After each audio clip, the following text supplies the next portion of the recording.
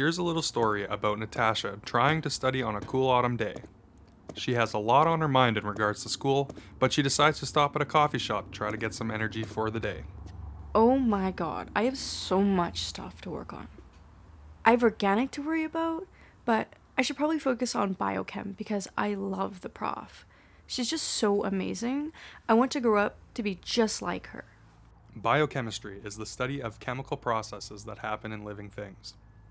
In most of these processes, enzymes are present as proteins that help speed up chemical reactions, our classic catalysts. Enzymes are all over our body and aid with so many mechanisms. You name it and they'll be present, just like helping with DNA replication to even breaking peptide bonds in your food so you're able to absorb it. During the digestion process, enzymes start their work with amylase to break down complex carbohydrates all the way to the stomach, where pepsin digests proteins from the food. Natasha's pepsin will work extra hard today while she studies, and you'll see why. I should probably stop and grab some food before I start to study. Can't work on an empty stomach. While she's busy ordering, let's go see the stars of the show. Welcome to Belly Bros Incorporated, where the highest turnover rate occurs with lactose intolerant people. You might be wondering why they all seem too busy with their coffee in their hands instead of working.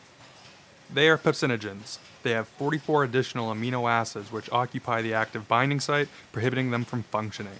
They can easily turn into pepsin, the active form of the enzyme, in the presence of gastric acid, which occurs when food is present in the stomach. For now, though, they're just lounging around and enjoying their morning coffee. Oh my god, I'm so hungry. I can't wait to eat.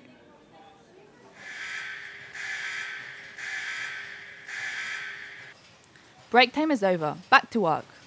The wood is arriving and I have the instructions for us today. Pepsin is the active enzyme. Once they place their coffees down, their hands, much like their active sites, are ready to get to work. The unique thing about these active sites is one acts as a base and the other acts as an acid. So basically we are doing a catalyzed hydrolysis of a peptide bond today. The aspartate 32 will grab a hydrogen from the water molecules present around, leaving the hydroxyl group to attack the carbon on the substrate. The oxygen on the substrate has a negative charge now, causing it to grab the hydrogen on the aspartate 215, giving another hydroxyl group on the substrate. Now this is where the important part of your job comes into play. We are breaking the peptide bond on our substrate. The aspartate 215 is going to grab one of the hydroxyl protons on the intermediate, which leads back to the formation of a carbonyl. This causes the amine to leave, breaking the peptide bond. The amine will briefly hold the negative charge, which will then abstract the proton on the aspartate 32. Now that the hard part is all done, we just have to maintain the equilibrium among the team. You will need to proton transfer from the aspartate 215 to the aspartate 32, which will prepare you to break the next substrate. Alright everyone, get back to work.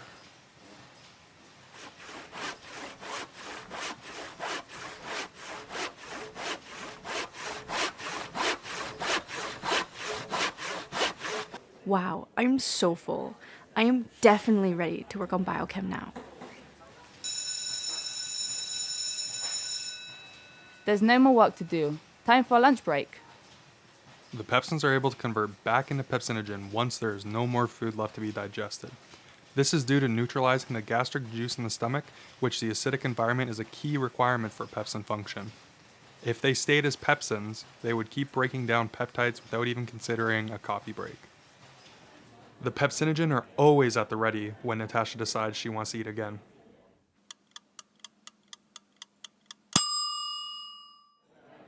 You know what?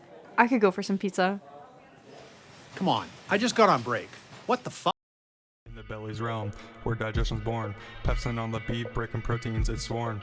Acidic vibes, optimal condition, pepsin's mission, protein demolition. In the gastric arena, where acids collide, pepsinogen to pepsin, let the chains untie.